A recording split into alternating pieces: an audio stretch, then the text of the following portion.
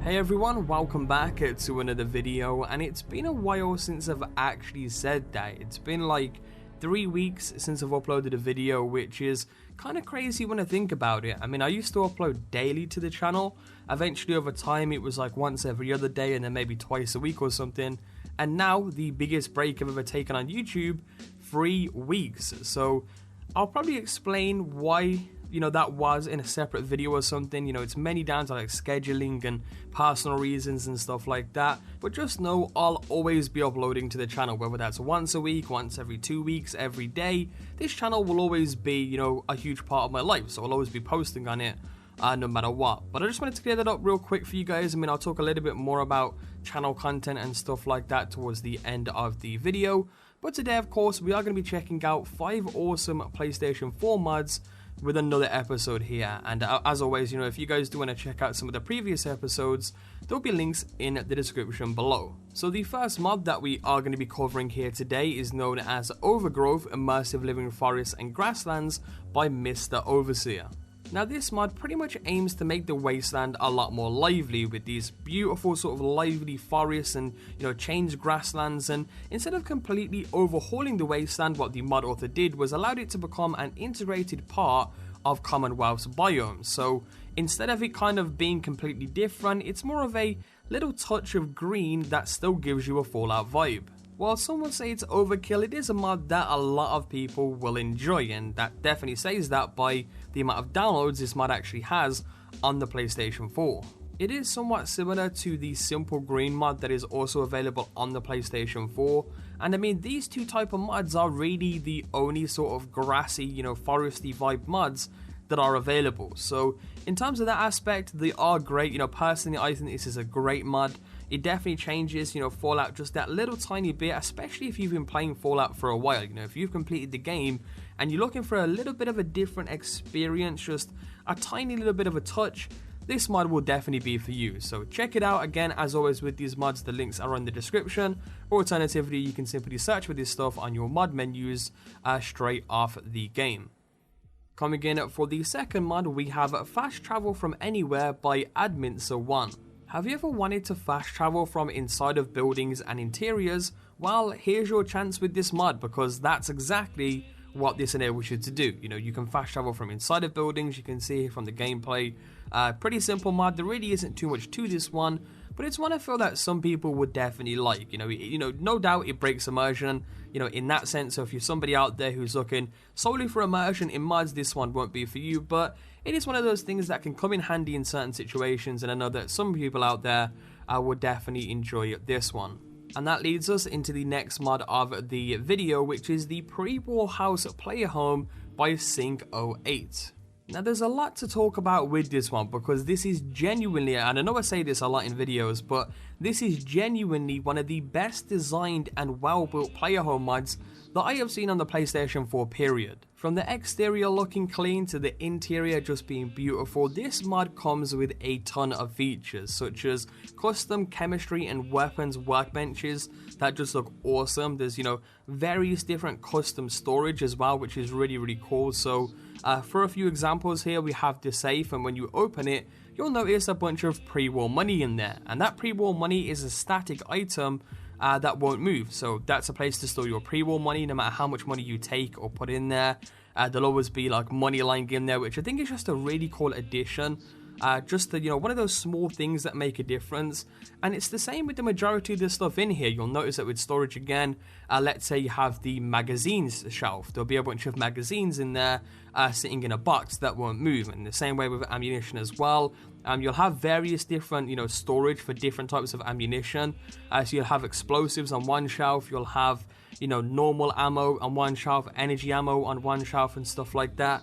And it's all been done in a very clean looking way, which is why I think this is one of my favorite player home mods now. I mean, you can see the weapons racks on the shelves there. This one room is actually the garage that I'm in, and this part alone just looks freaking awesome. A sort of like one workstation hub for you guys to work from.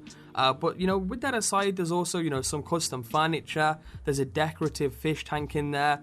Again, for unique storage, you have like an alcohol shelf that you can use, crates of beer, new bobblehead stands, and just crazy stuff like that. There's a lot to this mod. that you guys can use. And all of this has been combined to make it feel and look a lot more lived in, which I have to say the mod author did a very good job there. But not only that, this mod also comes with a bit of a secret, I guess, mini quest that you can do as well, which is basically to find all of the keys to unlock some of the locked items and containers in there. And inside of them, you'll find different things. One of them actually has a unique pistol in there, which is the Makarov, of course, being the deliverer, just changed around a bit with the legendary 2-shot effect on it.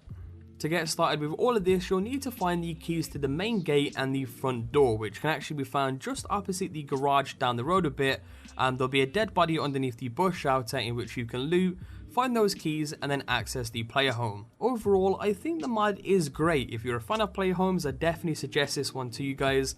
Again, I know I've said this quite a lot, but it is one of my favourite player homes now, just from how clean and assorted everything is, and of course that little secret that comes with it. I cannot recommend this one enough to you guys. But anyway, that leads us into the next mod, which is known as Jetpack and No Full Damage Perk Flying Without Specific Armor by Skibber123. Pretty self-explanatory mod there from the mod title. It's pretty much like a jetpack and no full damage perk, so you don't really have to wear any specific armor to have a jetpack. When you obtain the perk, you can simply hit the jump button twice and you'll be able to start flying into the air. And while this mod is kind of crazy, I think it's pretty cool as well. I mean, it can be achieved with certain other mods in the game, but this one is standalone. It's just very small if you are looking for something like this. And you can actually find the perk on top of the Kingsport Lighthouse, which is basically on the east side of the map, and the mod itself actually adds a map marker if you don't have it for you already. All you have to do is simply make your way to the very top of the lighthouse. There'll be an extra chest in there, in which inside of that chest you'll find a piece of paper. Read the paper, you can then obtain the perk, and you can now go ahead and have an invisible jetpack with any clothing item that you want, and also no falling damage. And for the final mod of the video, we have Legendary Effects by Peter Hicks. Now, the description for this mod reads, there are two types of mod makers out there, those that try to maintain the balance of the game, and those that don't really care about the balance. And then he goes on to state that he is definitely the second type. So we pretty much made this mod that allows players to craft legendary effects to weapons and armor. So if you want the 2-shot legendary prefix on a weapon, you can now go ahead and add it via any weapons workbench. Same way if you want an explosive weapon, you can go ahead and do so as well. And while this is crazy overpowered, again, it's one of those things that you can have some fun with, customize your weapons how you like, and get some really cool legendary weapons straight out of the weapons workbench. And of course, it is added into the game normally, so of course all of these will require the Science 1 perk, and I believe it does actually take up some materials as well when you actually craft them.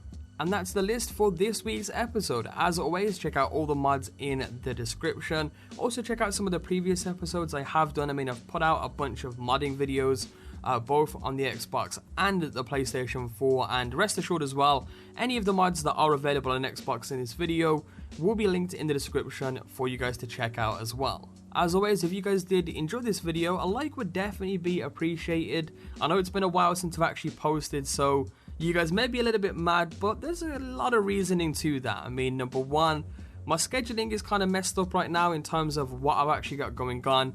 A lot of personal stuff, I've been working on other channels as well. For those of you who don't know, I'm actually a co-owner of a channel that I'm running with a bunch of friends, known as Top 5 Central. I help a lot with, a lot of the behind the scenes stuff with that channel. And I'm also kind of lost on content, with this as well, because with the type of content that I post on Fallout, it's sort of drying up. As you all know, I'm sort of like, I guess, tips and tricks where I originally started for Fallout. Then it moved into a lot of, the gameplay aspects and cool little things that you could find. And now it's sort of mods, and in terms of that content, there really isn't much more I can cover for the game.